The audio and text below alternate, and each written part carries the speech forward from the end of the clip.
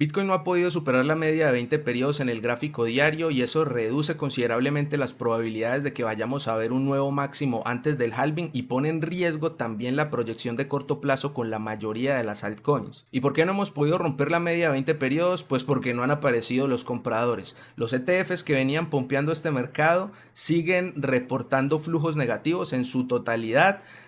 Obviamente motivados principalmente por Grayscale, que sigue con sus ventas grandes, pero en este momento no están siendo contenidas por el resto de ETFs. BlackRock repuntó ayer un poquito, pero Fidelity, por ejemplo, tuvo uno de sus peores días de ingresos y el resto de fondos, pues hubo muchos que incluso ni siquiera ingresaron el día de ayer. Entonces, los ETFs siguen con algo de presión bajista con el mercado y no hay más compradores, al menos que se sepan o que estén apareciendo en el libro de órdenes. Los criptobros, que también le estaban metiendo salseo al mercado con apalancamiento, están ausentes. Las tasas de funding en el mercado están estabilizadas prácticamente para Bitcoin, 0.0114 prácticamente estabilizadas. Entonces el mercado en este momento no tiene indicios de sobreapalancamiento. El interés abierto está alto, estamos todavía muy cerca de máximos históricos, pero es un interés abierto dominado por la bolsa de Chicago, es decir, inversionistas que no suelen ni siquiera pueden sobreapalancarse al nivel en el que se puede en un intercambio como Binance o como Bybit. Entonces, por ese lado, el mercado no presenta síntomas de alto apalancamiento. Los criptobros tampoco están motivando la subida ni están haciendo presión para un short squeeze. El mercado de opciones, por el lado del indicador que más seguimos aquí en el canal, que es la exposición de gamma, no muestra tampoco cifras relevantes. La exposición de gamma está acumulada aproximadamente en $65,000, pero a niveles muy bajos, no lo suficiente como para decir si se rompe ese nivel podemos ver un rally tipo gamma squeeze. No es el caso en este momento. Lo único de pronto relevante y medio preocupante en el mercado de opciones es que el precio de máximo dolor para la expiración trimestral que se viene la próxima semana, el 29 de marzo, el precio de máximo dolor está en $50,000. ¿Qué es el precio de máximo dolor? Es el precio en el que la mayoría de posiciones pierde dinero, expira sin valor.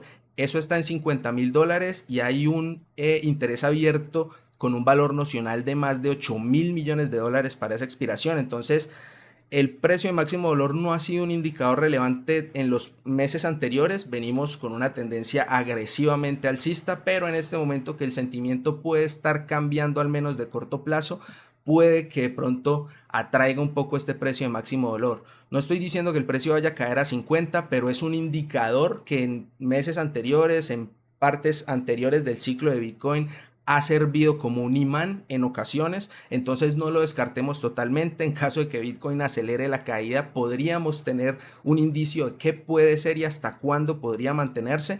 Ya para las siguientes expiraciones ese precio de máximo dolor está bastante más arriba. Para la expiración de abril está en 55, para la expiración de mayo ya por 65. Entonces es cuestión de tiempo. El riesgo estaría para la próxima semana en caso de que presionen bastante con las ventas, en caso de que los ETFs lleguen a reportar un flujo de salida récord o algo así que pueda causar un detonante de miedo en el mercado, y por esa razón, digamos, las posiciones de corto plazo están en riesgo. Vamos a ver cuáles serían los escenarios que se pueden dar o que necesitaríamos para el fin de semana. Bitcoin perdiendo un pivote en 64 es como la primera zona que debería recuperar para evitar al menos tener una predisposición tan bajista con el precio. Así como lo tenemos, un Bitcoin por debajo de 64 para un cierre diario nos da riesgo de ir a buscar nuevos mínimos en el mes.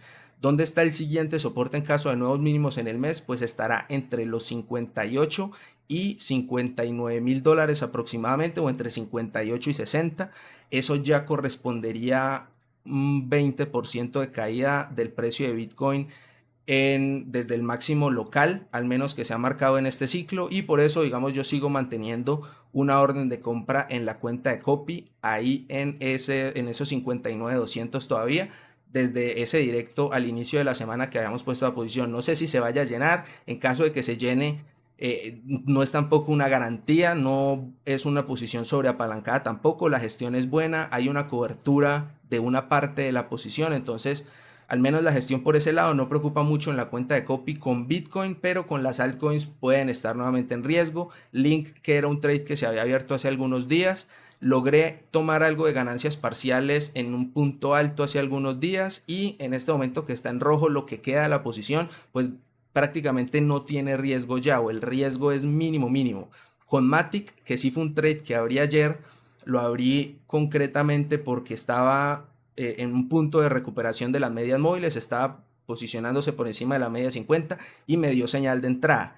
Entré, el riesgo o el stop máximo lo tengo por debajo del mínimo del mes, pero es posible que si el día cierra como está, incluso por encima de mi stop loss, la saque con el riesgo reducido, pues para no llevar la cuenta o ponerla en riesgo a que se vaya negativo, sabiendo que el primer mes ha sido pues todavía bastante bueno. A pesar de la caída de Bitcoin, todavía estamos en positivo más de un 8%. Entonces, con las altcoins creo que es cuestión de esperar. Si Bitcoin rebota, se pone por encima de 64 al menos para el día de hoy, por encima de 67 para el final de la semana, las altcoins pueden llegar a dar ganancias y pueden llegar a dar nuevamente entradas. Pero mientras Bitcoin esté por debajo de 64, creo que con las altcoins no conviene, en mi caso al menos, abrir más posiciones o buscar más posiciones. Entre 64 y 67 de pronto mantenerlas sin incrementarlas, y por encima de 67 de pronto sí buscar mayor exposición al alza, porque por encima de 67 es donde yo veo que Bitcoin puede volver a tener potencial de corto plazo.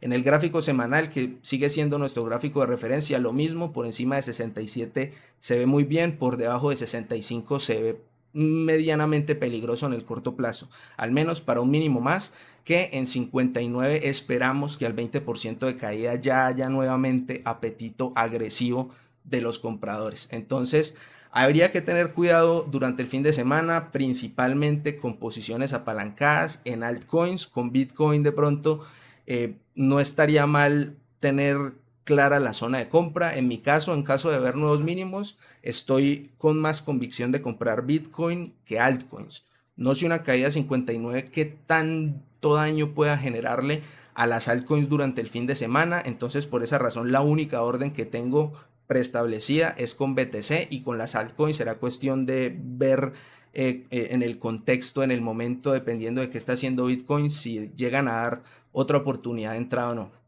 Eso era lo que quería compartirles con el momento respecto al mercado cripto. Espero que les haya parecido bueno el análisis. Si fue así, como siempre les pido que revienten ese dedito arriba, que le ayuda muchísimo al canal, que lo compartan con gente que está interesada, involucrada con este mercado, y que se suscriban y le den a la campanita para que no se pierdan los próximos videos y directos que vamos a estar haciendo en el canal. Cuídense, pasen un excelente fin de semana y nos vemos en una próxima oportunidad. Que esté muy bien.